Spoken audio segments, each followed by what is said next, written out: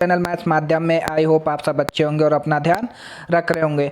तो आज हम 10 दिसंबर की सेकेंड शिफ्ट को सॉल्व करेंगे। मैंने 10 दिसंबर की फर्स्ट शिफ्ट को सॉल्व करा दिया था।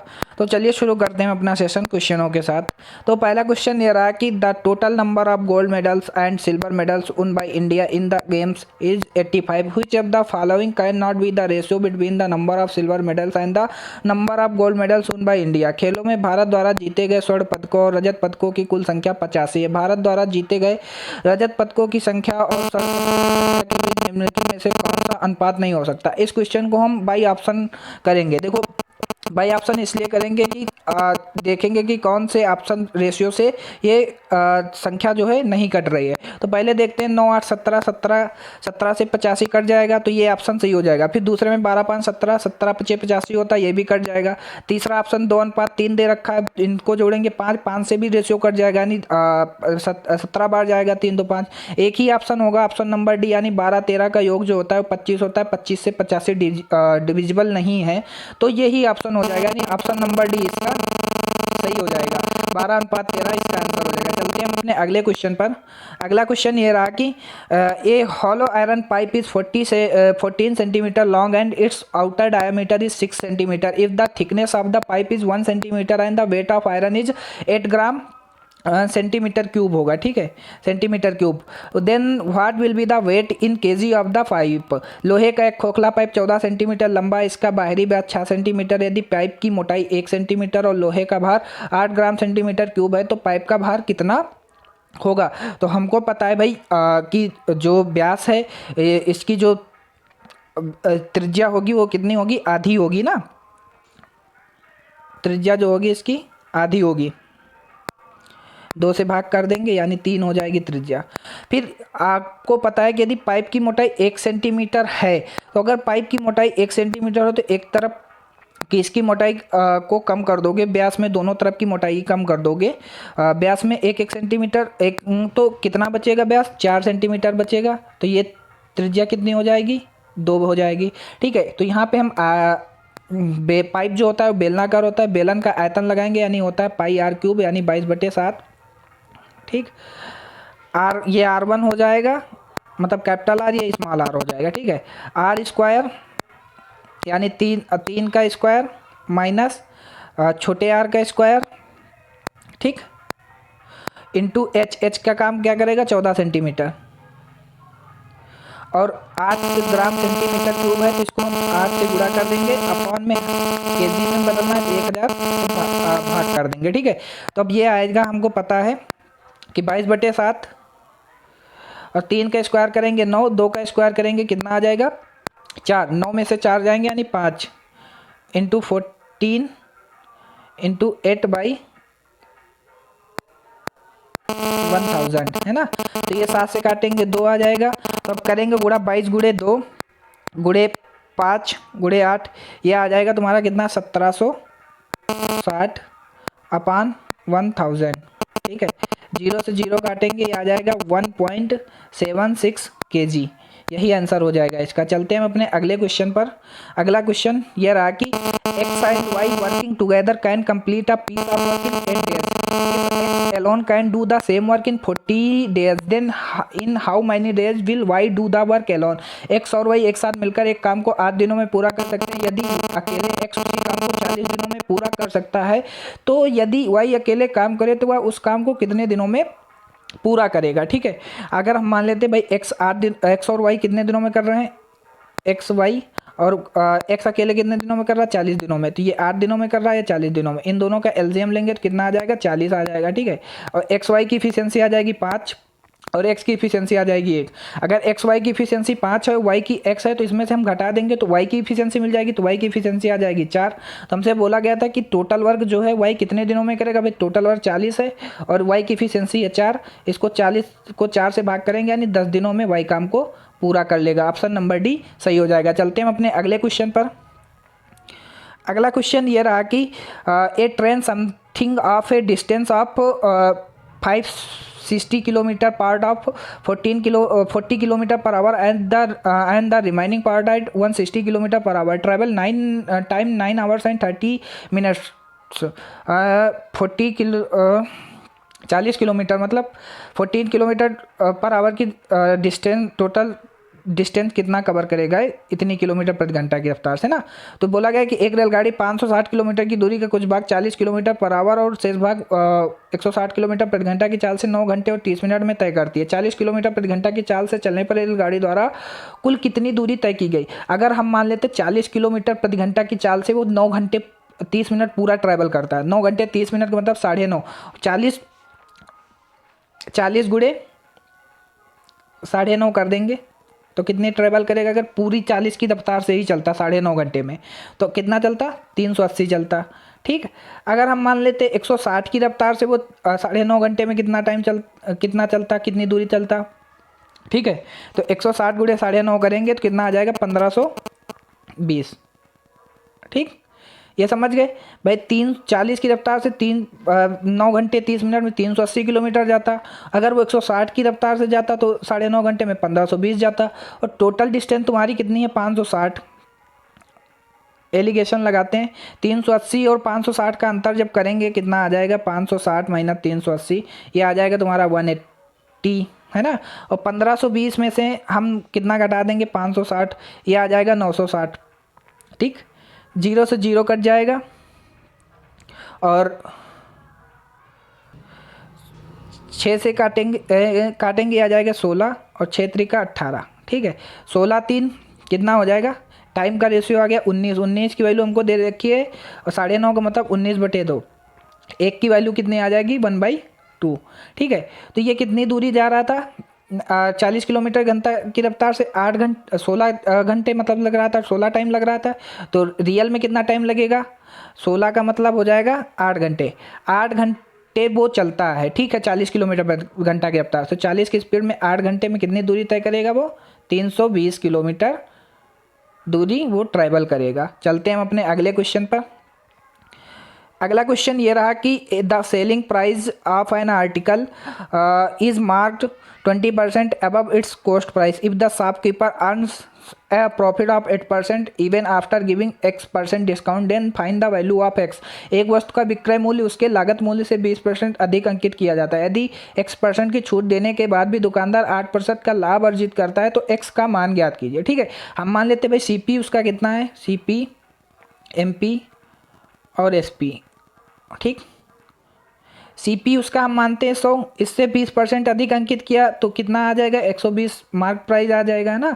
और उसके बाद बोला गया कि अगर वो X% की छूट देता तो उसे 8% का लाभ होता, तो लाभ हमेशा CP पर होगा, तो ये 108 पे बेची जाती। तो अब हमसे बोला गया कितनी छूट देता, तो 120 में 120 की सामान अंकित है, उसको कितनी छूट दी जाने पर 108 पे बेचा जाएगा, यानी 12 रुपये की छूट दी गई। रियल में परसेंटेज ज्ञात करना है तो हमको इसको 100 से गुणा कर देंगे। 12 धाम 120, 10 दाम 100, यानी X की वैल्यू जो आ जाएगी वो 10% निकल के आ जाएगी। ऑप्शन नंबर डी इसका सही हो जाएगा। चलते हैं हम अपने अगले क्वेश्चन पर। अगला क्वेश्चन ये कह रहा है कि in a class 20% of the students are older than 10 years. The number of students above the age of 10 years is 1/3 of the number of student below the age of 10 years. If the number of student whose age is 10 years is 24, then how many student are there in the class. एक कक्षा में 20% छात्र 10 वर्ष से कम आयु के हैं। 10 वर्ष से अधिक आयु वाले छात्रों की संख्या 10 वर्ष की आयु वाले छात्रों की संख्या की 1/3 है। यदि 10 वर्ष की आयु वाले छात्रों की संख्या 24 है तो कक्षा में कुल कितने छात्र। मान लेते हैं भाई 10 वर्ष की आयु जो अधिक आयु वाले हैं, 10 वर्ष की आयु वाले छात्रों की संख्या का 1/3 है और 10 वर्ष की कुल की आयु वाले छात्र कितने हैं, 24। 24 का हम 1/3 निकाल देंगे, कितने 10 प्लस वाले कितने हैं भाई, 10 प्लस वाले 24। 10 वर्ष की जो आयु वाले छात्र हैं उनका 1/3, यानी टोटल 10 वर्ष वाले कितने छात्र हैं, 24। 24 का 1/3 निकालेंगे, यानी 10 से एबव वाले कितने, 8 छात्र। ठीक है, 8 छात्र ये हो गए। और टोटल कितने हो जाएंगे, 10 वर्ष से अधिक वाले और 10 वर्ष की आयु वाले कितने हो जाएंगे, 24 + 8, ये आ जाएंगे तुम्हारे 32।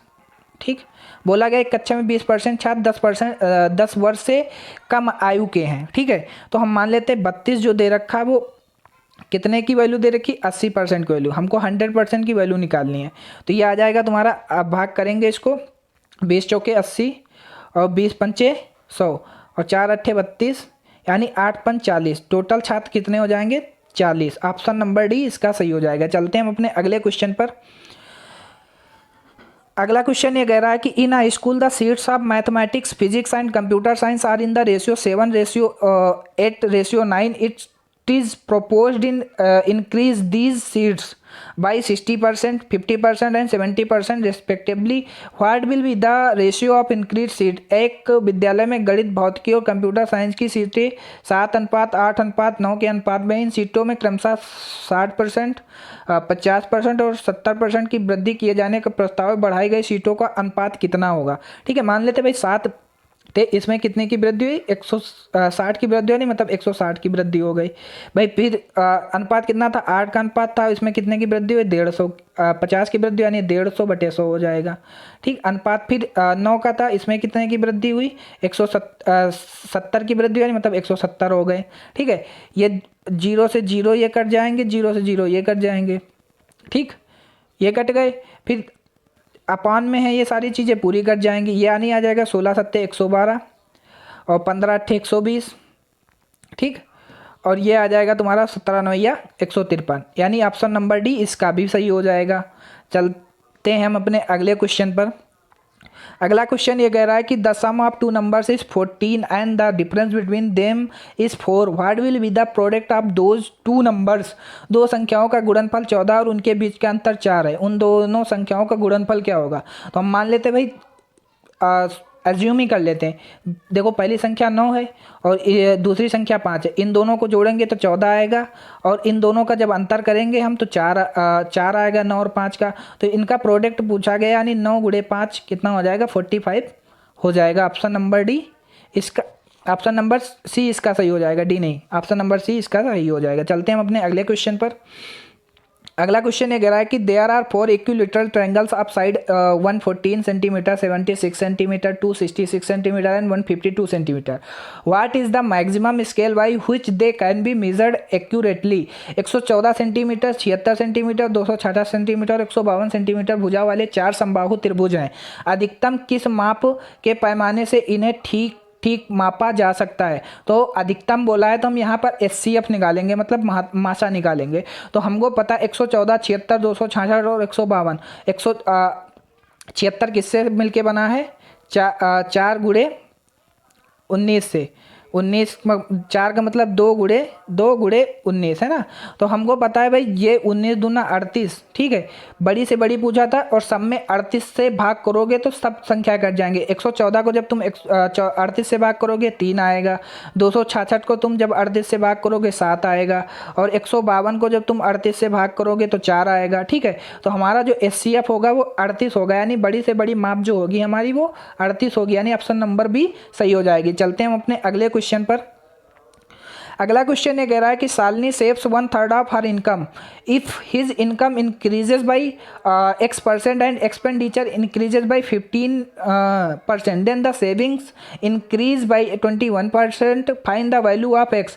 शालिनी अपनी आय का 1/3 बचाती है, यदि उसकी आय X% बढ़ जाती है और खर्च 15% बढ़ जाता है तो बचत में 21% की वृद्धि हो जाती है, तो X का मान ज्ञात कीजिए। भाई अगर शालिनी की आय 1/3 बचाती है, ठीक, आय 3 है, उसका 1/3 बचाती है, तो सेविंग और खर्च कितना करती है, 2 खर्च करती है खर्च। ठीक, तो हम इसको रेशियो में लिखते हैं, लगाते हैं अपना जेसम मेथड। भाई 2 खर्च करती है, 1 बचाती है, टोटल आय इसकी कितनी हो गई, 3। ठीक है, अगर हम इसको इसमें कितने परसेंट की वृद्धि हुई, X%, हम मान लेते हैं इसमें 15% की वृद्धि हुई। ठीक, एज्यूम कर लेते हैं। ठीक है, तो खर्च में 15% का वृद्धि हो रहा था, ये 0 हो जाएगा। ठीक, 15% से इसका अंतर लेंगे तो 0 हो जाएगा। 21% 15 से कितना ज़्यादा है, 6 ज़्यादा है। ठीक है, तो ये 6% बढ़ेगा। ठीक है, अब क्या करेंगे, कितना 6% बढ़ रहा है। ठीक है, 6 बढ़ रहा है कितनी जगह, भाई टोटल आएगी इसकी कितनी है, 3, तो 3 से भाग कर देंगे इसको, 3 दूनी 6, 15 + 2 मतलब 17% की वृद्धि हो जाएगी, जो X% की वैल्यू निकालनी थी। चलते हैं हम अपने अगले क्वेश्चन पर। अगला क्वेश्चन ये कह रहा है कि the average salary of all the employees in a workshop is 18,000, the average salary of 7 technician is 24,000 and the average salary of the remaining employees in 12,000। What is the total number of workers in the workshop, एक कार्यशाला में सभी कर्मचारियों का औसत वेतन 18,000 है, 7 तकनीशियनों का औसत वेतन 24,000 है और शेष कर्मचारियों का औसत वेतन 12,000 है। कार्यशाला में कर्मचारियों की कुल संख्या कितनी है? ठीक है, हम मान लेते भाई 18,000 सभी का वेतन है, 7 तकनीशियनों का कितना है, 24 मान लेते हैं, 24 है। ठीक है भाई, रेशियो में रखते हैं इनको, 30 कट जाएंगे, 24,000 है ना, 7 तकनीशियनों का, और शेष कर्मचारियों का कितना है, 12,000, और सभी का कितना है, 18। एलिगेशन लगाते हैं, ये आ जाएगा 24 और 18 का अंतर कितना होगा, 6, और 12 18 का अंतर कितना होगा, 6। ठीक है, ये 1:1 में आ जाएंगे। ठीक है, 1 की वैल्यू हमको दे रखी है, ये दो टोटल मिला के 2 हो जाएंगे। 1 की वैल्यू हमको दे रखी है भाई, 7 तकनीशियनों का, 7 तकनीशियन थे तो 1 की वैल्यू 7 दे रखी है। हमसे कुल कर्मचारी बोले हैं तो 1 1 2 की वैल्यू कितनी आ जाएगी, 14, यानी टोटल कर्मचारी हमारे यहाँ हो जाएंगे कितने, 14। ऑप्शन नंबर डी सही हो जाएगा। चलते हैं हम अपने अगले क्वेश्चन पर। अगला क्वेश्चन ये कह रहा है कि if a sum of 1900 amount to 2100 at a certain rate of simple interest in 3 years, then what will a sum of 11,400 amount to in 5 years at the same rate of interest? 3 वर्षों में यदि 1900 की धनराशि एक निश्चित साधारण ब्याज की दर पर 2100 हो जाती है तो 5 वर्षों में उसी ब्याज दर पर 11,400 की धनराशि कितनी हो जाएगी? ठीक, देखो मूलधन तुम्हारा 1900 दे रखा, 3 वर्षों में बढ़कर 2100 हो जाती तो ब्याज हमको कितना मिले, 200 रुपये ब्याज मिला। कितने साल पर? ब्याज बराबर होता है P गुणे R गुणे 1900, R हम यहाँ से निकाल लेते हैं, टाइम कितना दे रखा, 3 ईयर, इसकी गुणा कर दे अपॉन 100 कर देंगे, 2 0 से 2 0 ये कट जाएंगे तो ये आ जाएगा 19×57। ठीक, आर बराबर कितना निकल के आ जाएगा, 200/57 निकल के आ गया। ठीक, अब बोला गया था कि 5 वर्षों में उसी ब्याज दर पर 11,400 की धनराशि कितनी हो जाएगी। 200/57 को हम फ्रैक्शन में लिखेंगे तो क्या आ जाएगा, 200/57 गुणे 100 00 यानी 2/57। अगर हमारा ब्याज कितना है, मूलधन 57 है, उस पर ब्याज कितना मिल रहा है, 2 रुपये। ठीक है, 2 रुपये ब्याज मिल रहा है, ये हो जाएगा। ठीक है, तो 2 रुपये ब्याज मिल रहा है, 5 साल में कितना मिलेगा, 5 दूनी 10। ठीक है, तो 57 की वैल्यू हमको दे रखी है कितनी, 57 की वैल्यू हमको दे रखी है 11,400, 11,400 अपॉन 57। भाई हमको मिश्रधन ज्ञात करना, मूलधन में हम 10 जोड़ देंगे तो कितना हो जाएगा, 67। ठीक है, अब हम क्या करेंगे, 57 से इसको हम काटेंगे तो ये जाएगा 2 बार में।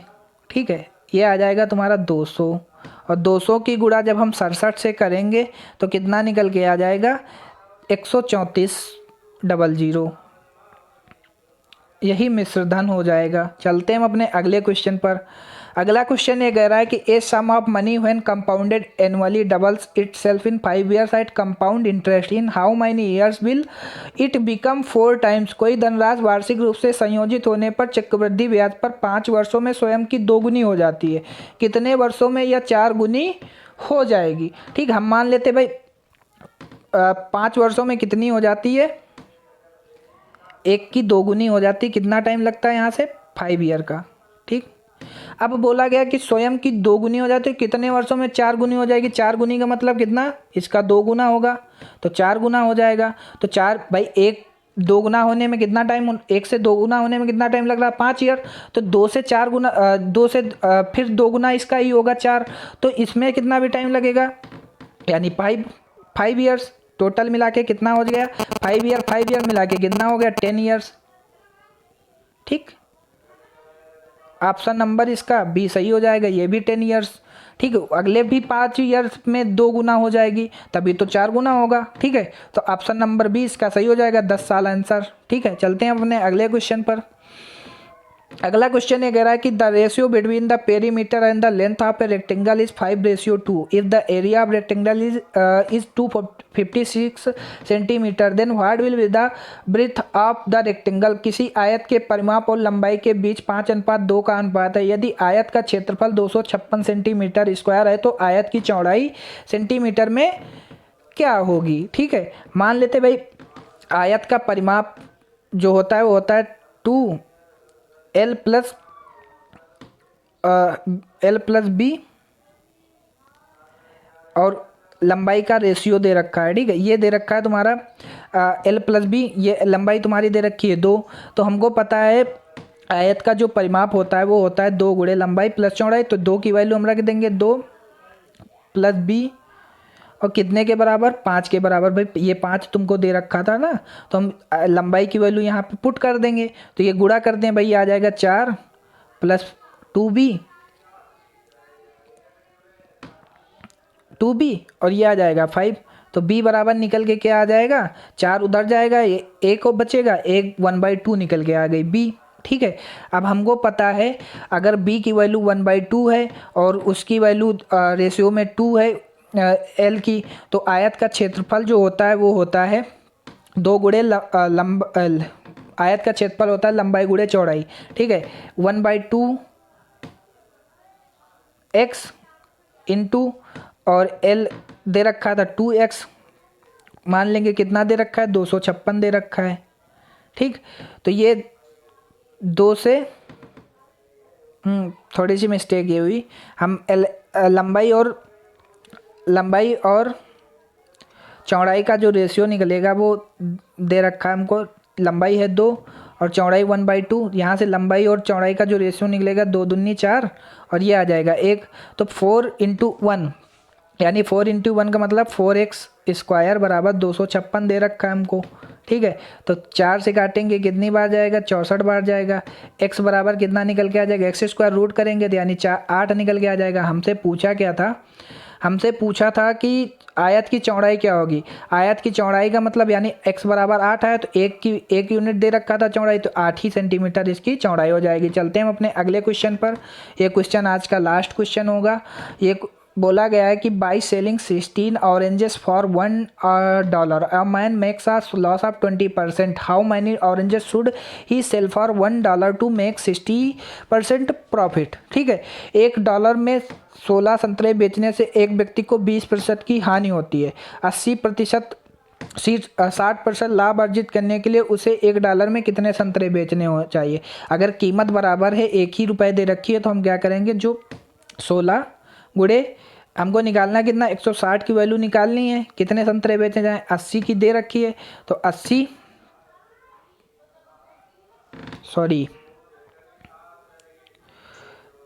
हमको निकालना 80/160। ठीक है, तो 80 दूना 160 यानी 2 अट्ठे 16, 1 रुपये में 8 संतरे बेचे जाएं तो उसे 60% का लाभ होता है। मतलब इसको हम प्रैक्टिकली का बता सकते हैं, कीमत बराबर चीज़ें होती हैं। ठीक है, कीमत बराबर चीज़ें। ठीक है, कीमत कितनी 1 रुपये, 1 रुपये में बेचने पर कितना 16 संतरे बेचे जा रहे हैं, कितना हानि हो रही है उसको 20% की। तो 160% की वैल्यू हमको निकालनी है, तो 160/80 और कितने दे रखे हैं ये संतरे 16, तो ये आ जाएगा 20 80 दूना 160, 2 से काटेंगे यानी 8। 1 रुपये में अगर 8 चीज़ें बेची जाएं तो हमें 60% का लाभ होगा। तो गाइस सेशन कैसा लगा कमेंट करके ज़रूर बताइएगा और क्लास को ज़्यादा से ज़्यादा शेयर करिएगा। आप लोगों के लिए मैंने प्लान किया है कि पेट का एग्ज़ाम 28 अक्टूबर से स्टार्ट है, तो 25 तारीख को मैं एक अच्छी सी DI की क्लास लेके आऊँ आप सबके लिए, जिससे सारे डाउट आप लोगों के क्लियर हो जाएं। जैसा कि पिछली बार बहुत सारे लोगों को पेट के एग्ज़ाम में DI में दिक्कतें आई थी, तो अच्छे लेवल के क्वेश्चन जो पिछले पेट के हिसाब से आए थे उसी हिसाब से पैटर्न सेट करके मैं आप लोगों को DI के क्वेश्चन करवा दूं। तो क्लास और चैनल को ज़्यादा से ज़्यादा शेयर करिएगा। तो मिलते हैं कल इसी टाइम पे। Thank you so much all of you and bye bye, take care.